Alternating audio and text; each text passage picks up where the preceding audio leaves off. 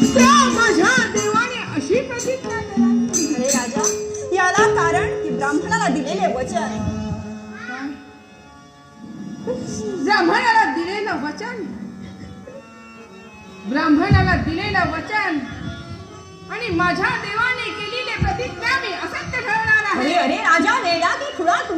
ब्राह्मणाला दिलेले वचन आणि देवाने केलेली प्रतिज्ञा कधीही असत्य होणार नाही. होय, ब्राह्मणाला दिलेलं वचन आणि माझ्या देवाने केलेली प्रतिज्ञा मी असत्य ठरवणार आहे. अरे अरे राजा, पण कशा प्रकारे?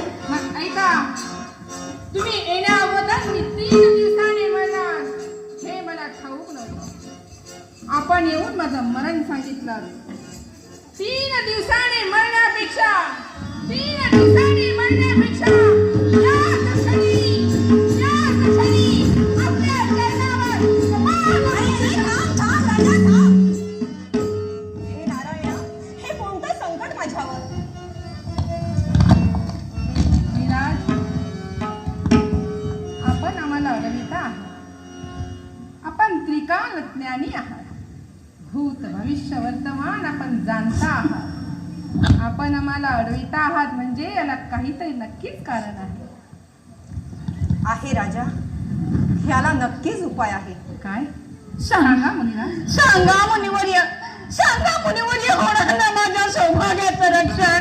होय राणी संध्यावली, ह्याला नक्कीच उपाय आहे. राजा, तुम्ही आता पार्थिव लिंगाची स्थापना करून भक्ती करा आणि अशी भक्ती करा की कोणतंही संकट आलं तरी भक्ती खंड पडू देऊ नका.